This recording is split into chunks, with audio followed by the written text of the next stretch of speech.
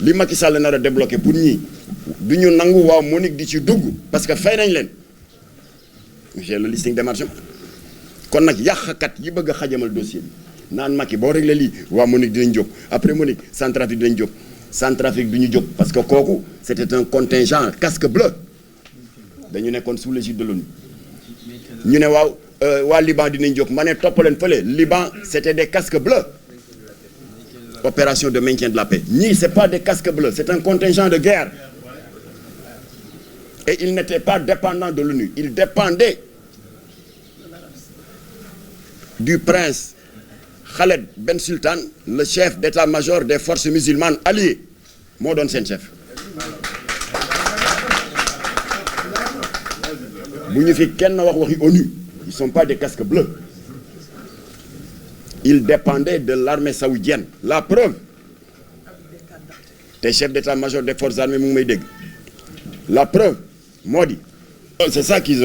c'est le langage qu'ils ont utilisé si Macky commet l'erreur de leur donner quelque chose ñi demoon Libéria dinañu laaj ña demoon Centrafrique lañu laaj ratatatatat je rappelle que ñooñu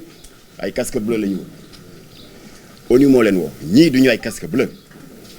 c'était un contingent de guerre kii moo doon seen chef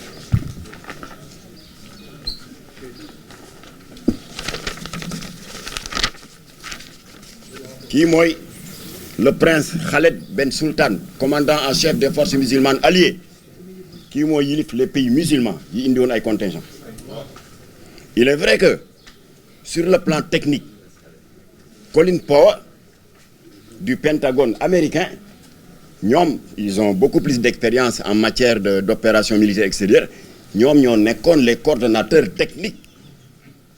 de la coalition internationale de 34 pays loolu la loolu kenn weddiwu ko waaye ñi leen tax a jóg Arabie Saoudite moo leen taxoon a jóg alors je disais que la preuve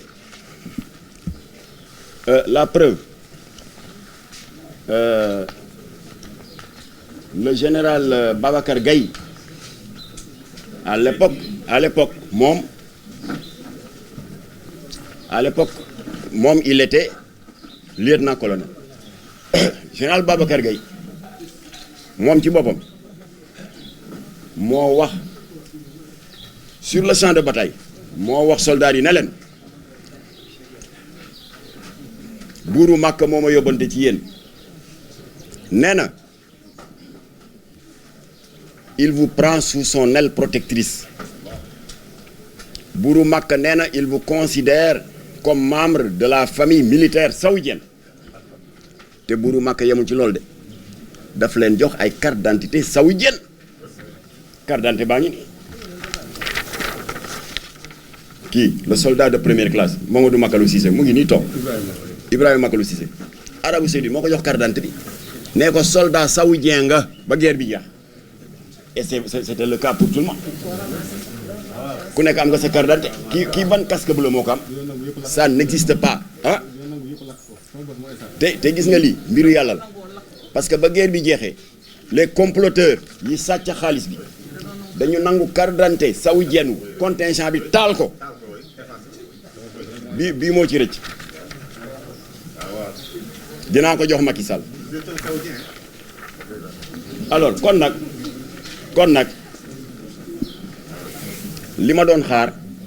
pour wax Augustin Tine mu programme audience bi moo doon ma déglu ambassadeur bi moom rek ma dese woon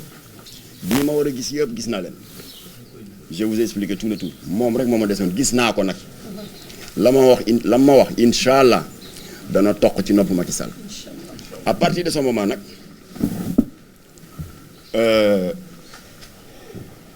dernière mise en garde bi may jox waa état-major yàqkat yi du ñëpp y a des militaires qui m'appellent di rafetlu démarche bi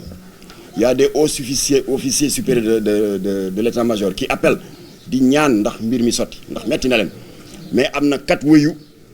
fu ñu toll ñu ngi defi pexe pour yàq xelu Macky Sall waaye seen pexe du antu ci barke ajjuma ji seen pexe du antu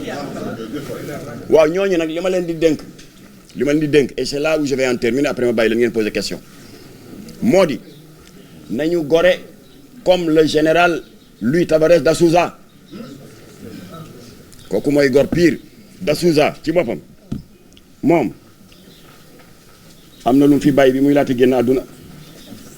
te loolu rek yàlla mën na ko cee fay lu rëy rëy da Souza moom dafa wax ni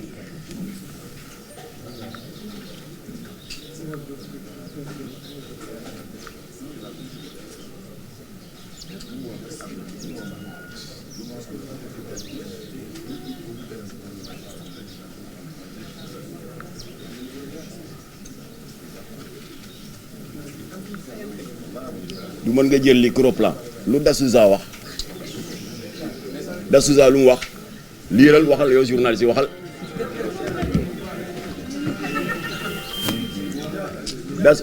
da Souza nee na am woon leen da Souza nee na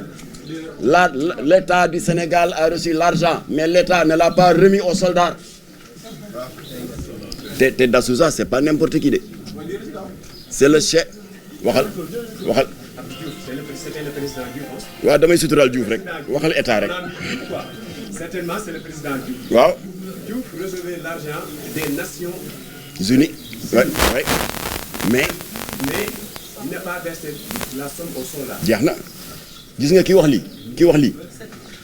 c'est le chef suprême des 4 corps militaires mooy chef d'état-major marine chef d'état-major armée de terre armée de l'air maanaam SEMGA chef d'état-major général des armées. kon il n'est pas n'importe qui li mu wax xam na ko waaye gis nga kii ba mu waxee loolu xam nga lu gaay def dem ci Macky Sall ne bul ko gëm c'est un opposant xoolal googu ñàkk fayda ah mais opposant ça n'a rien à voir ak dossier bi il a le droit d'avoir ses opinions c'est alors comme que opposant la rek kon lii ñuy laaj amuñu ci droit loolu wax la voilà donc pour vous expliquer